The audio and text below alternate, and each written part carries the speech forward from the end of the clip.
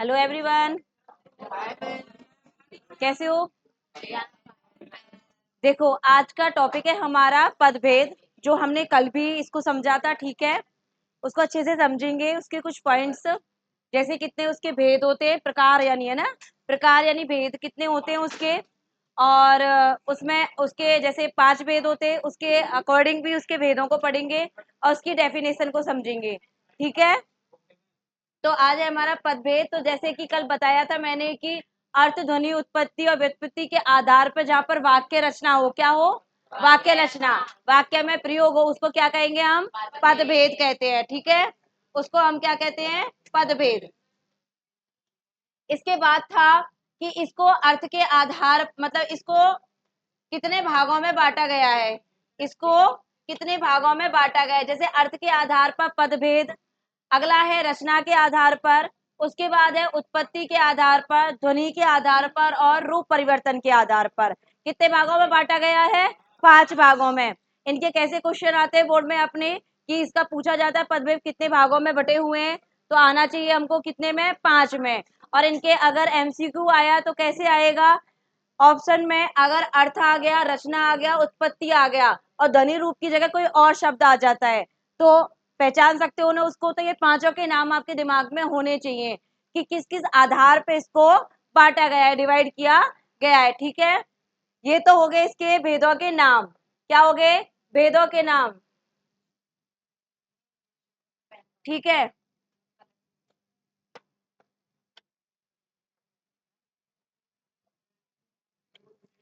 ठीक है, तो ये कितने हो गए इसके? 5। तो याद रहना चाहिए हमें, ये 5 इसके प्रकार हैं। ओके। इनके अंतर्गत मैंने आपको जैसे कल बताया था, अर्थ के आधार पर इसको कितने भागों में बांटा गया है? 3 भागों में। इसको कितने भागों में? 3। तो उनमें उसके नाम कौन कौन से थे? ठीक है, सुनील क्या नाम थे?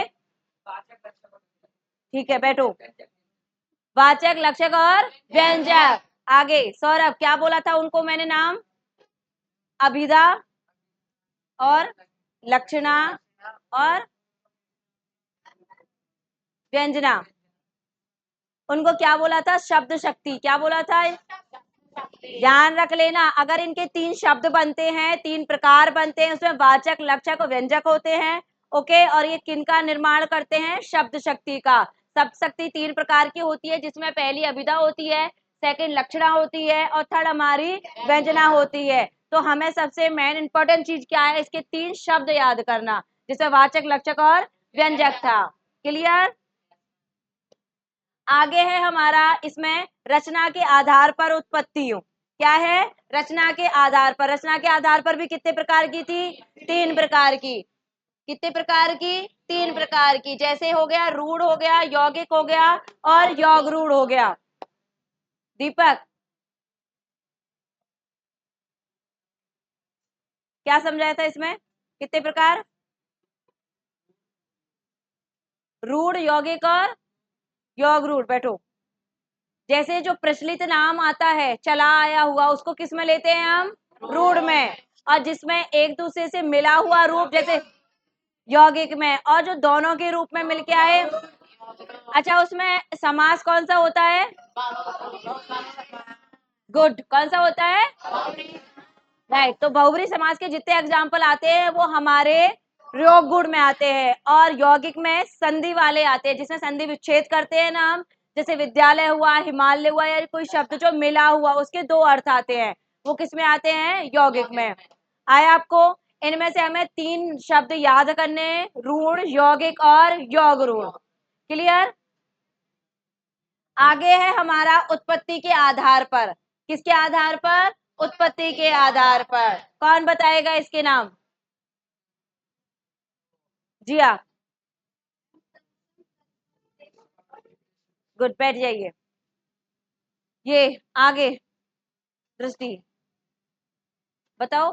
तशम किससे बन के वाला है शब्द? या संस्कृत से मिला हुआ शब्द। बैठिए आप। तद्भव हिंदी से। गुड। ये रौनक विदेशस। बोलो। अरे विदेश से आया हुआ शब्द जिसमें आगे का शब्द जुड़ा हुआ है। क्या बोलना है उसको? गुड। साक्षी और देसर? हाँ ठीक है। जो हम ग्रामीण क्षेत्रों में अपने घरेलू जीवन में व्यवहारिक जीवन में बोलते हैं वो किस में आएगा? देशज में। ओके बैठ जाइए। तो ये कितने प्रकार के होते हैं? 4। देखो अब तक जो पढ़े वो 3-3 टाइप के थे, 3-3, और ये कितने टाइप का है? दिमाग में बैठा लेना, 3 के तो वो हैं और ये 4। इसके प्रकारों के नाम याद करना है, जिसमें पहला था तत्सम, तद्भव। 4 हो गए ना, चारों के नाम आने चाहिए आपको। ओके, ये हो गई उत्पत्ति के आधार पर। आगे चलते हैं।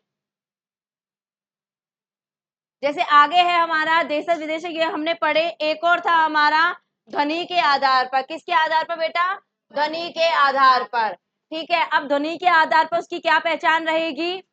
जैसे साउंड से हम पहचानते हैं ना कोई चीजों को, जैसे पक्षियों का चहकाना हुआ, जानवरों का जैसे आवाज होती है उनको, और मनुष्य की जो आवाज होती है उसके आवाज से हम पहचानते हैं।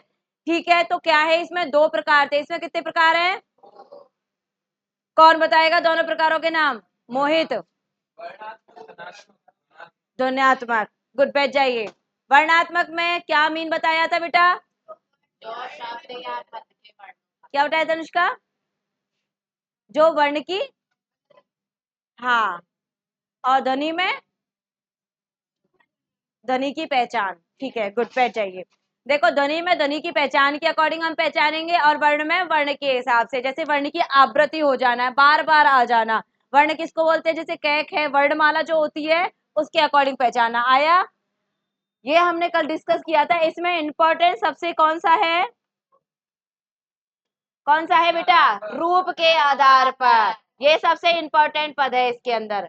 ये सबसे ज्यादा इसी में से क्वेश्चंस आते हैं, जिसमें क्या क्या होता है? विकारी और अविकारी। पढ़ा था ये कल पुनीत, विकारी और अविकारी।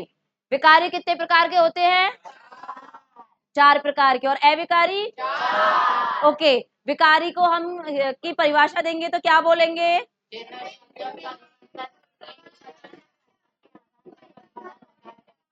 यस, जिसमें परिवर्तन होता है वो विकारी, और जिसमें परिवर्तन नहीं होता वो।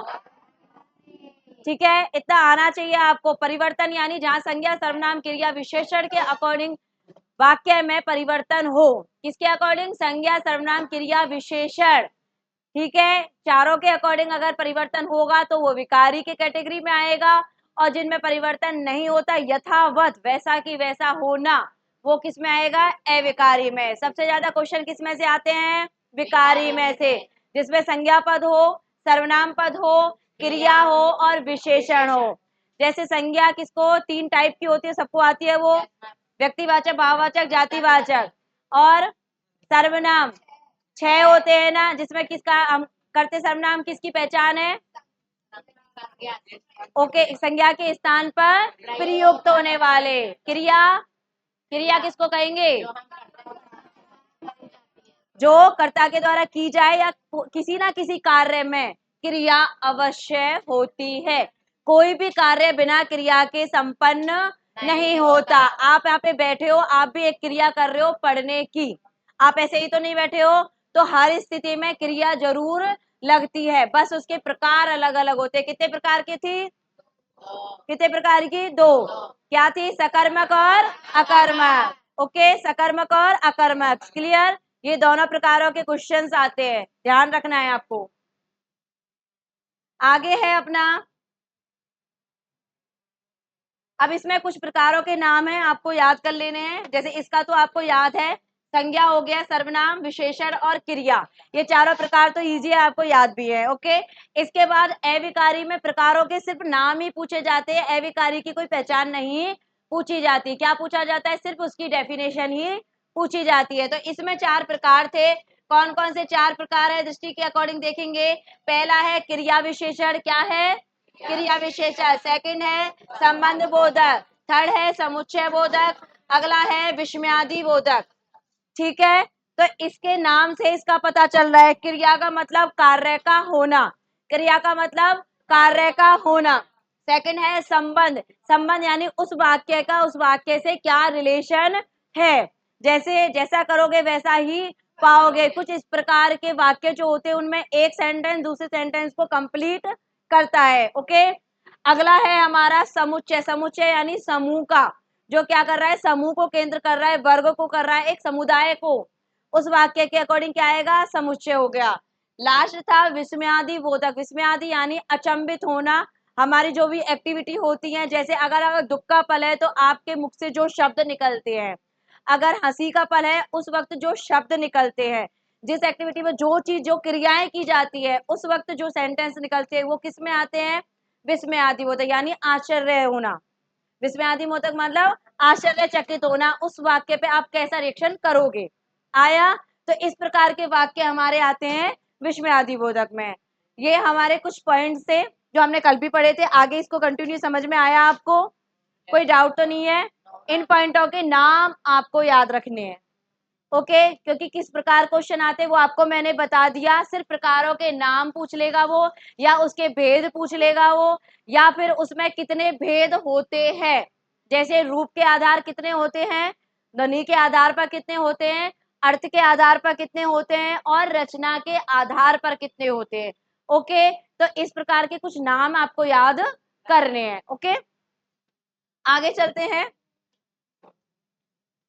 आगे है हमारा, इसमें कुछ क्वेश्चंस हैं, ठीक है। जैसे पद किसे कहते हैं, ये क्वेश्चन है, ये हमने अभी जस्ट पढ़ा अभी। ओके, व्याकरण के नियम के अनुसार हो जाता है। एक क्वेश्चन था पद की परिभाषा, डेफिनेशन, वो अलग है। अगर आपसे पूछा जाए पद के अकॉर्डिंग कितने प्रकार के, तो दो ही प्रकार के आते हैं। पद के अनुसार भेद कितने प्रकार के, दो प्रकार के लिख रखे। नियमों के अनुसार कितने हैं, विकारी और अविकारी। ओके, इसमें एक चीज और है, कभी कभी एक क्वेश्चन और आता है, वो समझ लेना कि शब्दों के आधार पर भेद। तो उसमें दो होते हैं बेटा, एक होता है सार्थक और एक होता है निरर्थक। आया शब्द, शब्द यानी सार्थक यानी उस चीज के सार्थक स्थिति होना, कुछ ना कुछ होना। निरर्थक यानी व्यर्थ चीज, जिसका कोई यूज नहीं है, व्यर्थ चीज हो गई वो आगे निरर्थक में। उस वाक्य का कोई सेंस होगा वो आएगा सार्थक में। इस प्रकार के और आते, एक तो आता है पद के अकॉर्डिंग। पद के अकॉर्डिंग दो होता है, विकारी और अविकारी। शब्द के अकॉर्डिंग भी दो होता है, सार्थक और निरर्थक। क्लियर, भूलोगे तो नहीं। पहला पद के अकॉर्डिंग, दूसरा शब्द के अकॉर्डिंग। पद के अकॉर्डिंग विकारी और अविकारी, और शब्द के अकॉर्डिंग और निरर्थक। सुनील, क्या बताया अभी,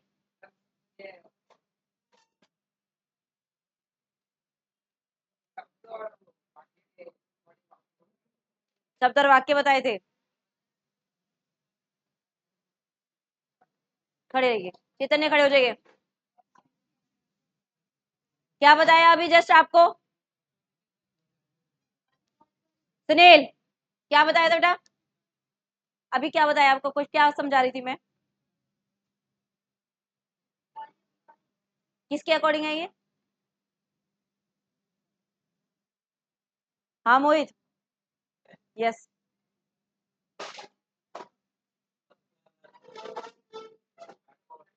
हाँ, और शब्द के आधार पर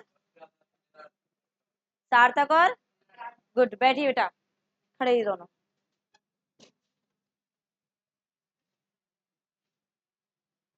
अब इसमें कुछ क्वेश्चन है, ठीक है, आंसर देंगे आप, समझ रहे हो। पहला है संज्ञा शब्दों में व्यक्तिवाचक संज्ञा का उदाहरण है। पहला पूछा है व्यक्तिवाचक संज्ञा का उदाहरण है, आराम से सुनेंगे। मित्रता है, लड़का है, पर्वत है और हिमालय है। तो आंसर क्या निकलेगा, ओके, क्लियर। मैं नाम लूंगी, सिर्फ वो बताएगा। आगे है व्यक्तिवाचक संज्ञा शब्द है, व्यक्तिवाचक संज्ञा शब्द है। इधर ये तनिष्क राम है ना, बताइए बेटा क्या है, बंदर, फूल, गंगा या बुढ़ापा। गंगा व्यक्तिवाचक संज्ञा, ठीक है, बैठो बेटा। नेक्स्ट क्वेश्चन है जातिवाचक संज्ञा शब्द है, रमा है, नगर है, बचपन है और भय। जातिवाचक पूछा है, ये आगे, नगर, गुड। क्या है इसमें, नगर, क्लियर। अगला क्वेश्चन है हमारा, सम शब्द की भाववाचक संज्ञा है। सौरभ, सम शब्द की भाववाचक संज्ञा है समान, समानता। ढंग से पढ़ना आंसर को। यस। और समकक्ष और समता, क्या होगा आंसर? समता होगा, समता का भाव उत्पन्न होना। क्या होगा? देखो, समान मतलब बराबर हो गया, समानता भी बराबरी के अंतर आ गई, समकक्ष भी उसके बराबर आता है, ये तुलना हो गया। और समता का भाव उत्पन्न होता है, तो इसका आंसर क्या है? राइट आंसर कौन सा है? समता। क्लियर? आगे। या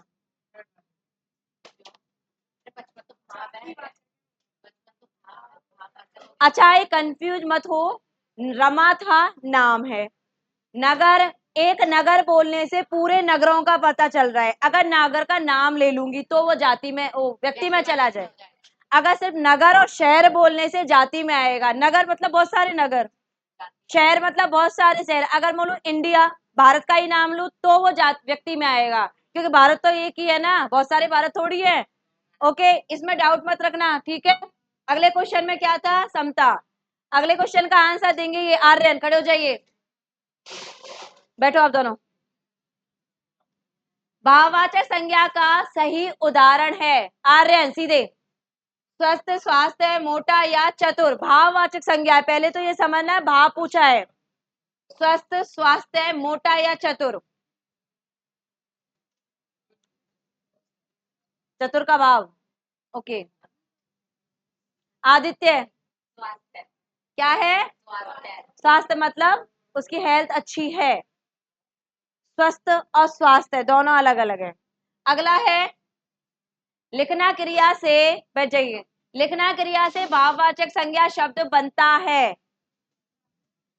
गुंजन, लिखावट, लेख, लेखन, लिखता। लिखावट, आवट लगा हुआ है ना इसमें, क्या लगा हुआ है? आवट प्रत्यय लगा हुआ है, इसलिए क्या बन गया? लिखावट। ये क्रिया है, एक तरह से क्रिया है, लिखना क्रिया होती है ना, और आवट प्रत्यय लगाने पे क्या बन गई? लिखावट, यानी उसकी लिखावट बहुत सुंदर है। बैठो बेटा। अगला क्वेश्चन है, किस विकल्प के सभी शब्द भाववाचक संज्ञा है? अनुष्का, हाँ बताओ बेटा, क्या बता रहे हो? सही, यानी ईर्ष्या, बचपन और नैतिकता। गुड, बैठिए। नैतिक, मॉरल, ड्यूटी क्या होती है? नैतिक कर्तव्य है। यस। तो आंसर कौन सा है इसमें? से, ईर्ष्या, बचपन और नैतिकता। अगला क्वेश्चन है हमारा, किस विकल्प में सर्वनाम से बनी भाववाचक संज्ञा है? आंसर देंगे ना, आराम से, चिल्लाना नहीं है। लकी, खड़े हो जाओ। लकी, किस विकल्प में सर्वनाम से बनी भाववाचक संज्ञा है? पहले क्वेश्चन को समझो, फिर आंसर देना है। विषमता, समता, आर्थिकता या ममता? क्या? समता सही है, पक्का? किसने बोला? भानु, आंसर है? ममता तो भाव है, सर्वनाम से बनी पूछा है भाई। साक्षी है, अधिकता, हाँ। आगे, आर्थिकता सही है।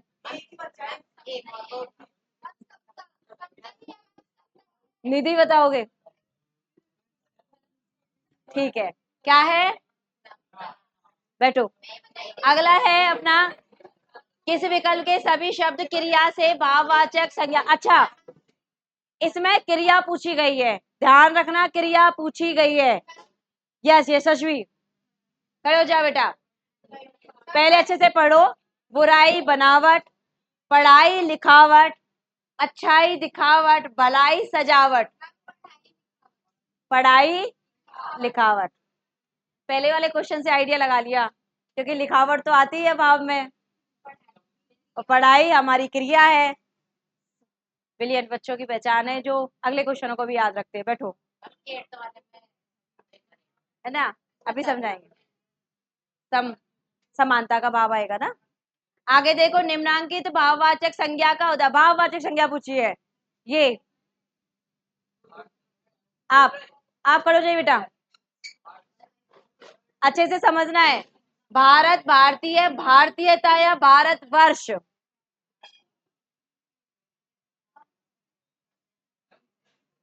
ट्राई करोगे? बताइए, भारत, भारतीय, भारतीयता या भारतवर्ष?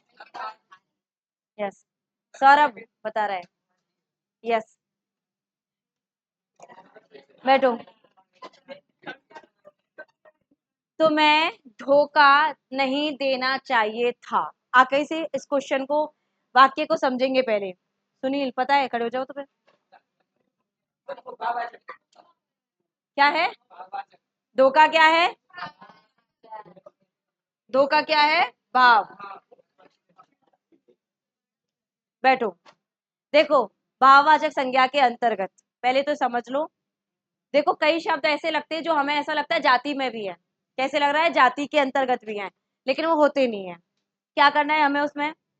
भाववाचक की एक डेफिनेशन है जिसमें था गुण दोष अवस्था। क्या है? गुण दोष अवस्था। अगर जिसने ये डेफिनेशन दिमाग में रखी है तो उसके कोई क्वेश्चन गलत नहीं होंगे। ठीक है, हमेशा भाव का मतलब नहीं होता है कोई वस्तु का नाम नहीं आता है, पहले तो दिमाग में रखो। कोई वस्तु नहीं होती, उसमें भाव प्रकट होना चाहिए। प्रेम किसके अंतर्गत आएगा? दया किसके अंतर्गत आएगी? बुढ़ापा किसके अंतर्गत आएगा? ऐसे कुछ शब्द होते हैं जिसमें उसका भाव और उसकी अवस्था, उसका गुण, उसके दोष, उसके कारण पता चले, वो किस में आएगा? भाववाचक। क्योंकि इजी सबसे क्या है? व्यक्ति और जातिवाचक छाटा। सबसे उन्हीं से टिपिकल काम कौन सा है? भाववाचक। भाव में उस व्यक्ति के, उस वस्तु के, उस स्थान के गुण अवस्था पता चलेगी। क्या आएगी? गुण अवस्था। इसी प्रकार के क्वेश्चंस आते हैं। आया आपको? आगे बढ़ते हैं।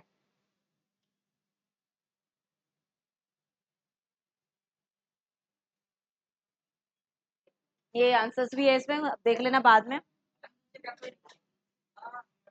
नहीं, इसमें तो आप पता लगा ही लोगे, भारतीय सेना बहुत शक्तिशाली है। ओके, ये तो आपको आंसर आया, इसमें कोई दिक्कत नहीं है। इसको नहीं देखना, अपने मन से भी आंसर्स देना है। ओके, ईमानदारी वही होती है। निम्नलिखित भाववाचक संज्ञा कौन सी है? अच्छा, क्यों है?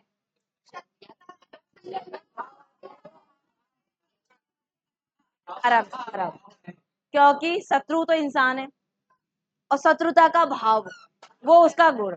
यानी कैसा? उसके कारण क्या है उसके अंदर? शत्रुता का भाव। ओके, शत्रु होता तो क्या आता? जाति में शत्रु। अगर एक बोलूं, एक शत्रु का नाम ही ले लो, तो वो व्यक्ति में। जहाँ नाम आएगा व्यक्ति में और वर्ग आएगा जाति में। ओके, अगला क्वेश्चन का आंसर है ही अपना व्यक्तिवाचक संज्ञा नहीं है। क्या पूछा है? नहीं। रामायण पटना औरत, ये क्या है? जातिवाचक। औरत यानी पूरी औरत जाति का। ओके, निम्नलिखित में से कौन सा व्यक्तिवाचक संज्ञा है? महेंद्र सिंह धोनी। ओके, क्या बात है ना लकी? महेंद्र सिंह धोनी। ओके, अगले क्वेश्चन का आंसर दीजिएगा अब आप। इसके आंसर नहीं है, पता है मुझे।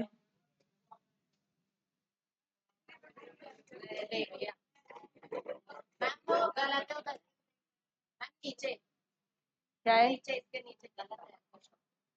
क्वेश्चन निकलता है, कोई बात नहीं है तो एक बार दिखा दो।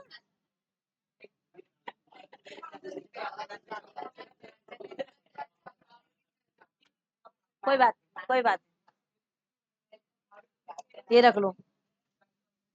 अच्छा देखो, आंसर देंगे अब। मैं जिससे पूछू वो पहले हाथ। ओके, आपको सबको आता है, वेरी गुड। अच्छा कोई बात नहीं, पहले सुनेंगे। किसी भाव, अवस्था, गुण अथवा दशा के नाम को क्या कहेंगे? ये डेफिनेशन है। क्या है? डेफिनेशन। ध्यान रख लेना, अभी जस्ट समझाया आपको। गाय आदमी पुस्तक आदि। धीरे चिल्लाओ नहीं ज्यादा। प्राय गुण दोष अवस्था व्यापार अमूर्त भाव तथा क्रिया। भाववाचक संज्ञा की रचना मुख्य 3 प्रकार के शब्दों से होती है। यस, आगे है शब्द जो किसी वस्तु पदार्थ या जगह की द्रव्यवाचक। संज्ञा के मुख्य रूप से जिस संज्ञा शब्द से नाम का पर्वत नदी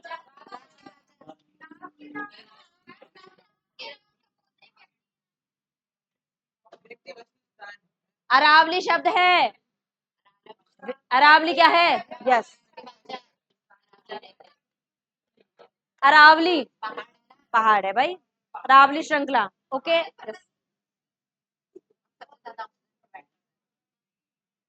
ओके, कुछ क्वेश्चंस हैं ये अपने, हो जाएंगे, बताइए जल्दी फटाफट। क्या है इसका आंसर? यस, संज्ञा शब्द प्राणी वस्तुओं के समूह का। क्या है इसका आंसर?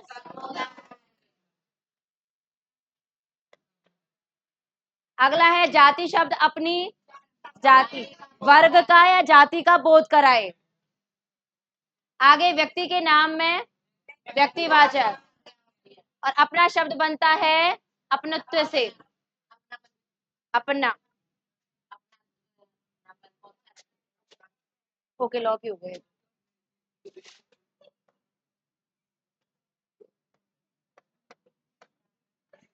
Okay, clear? ठीक है बेटा, अच्छे से रीड कर लेना इनको, एक्सरसाइज को, है ना? Okay, thank you.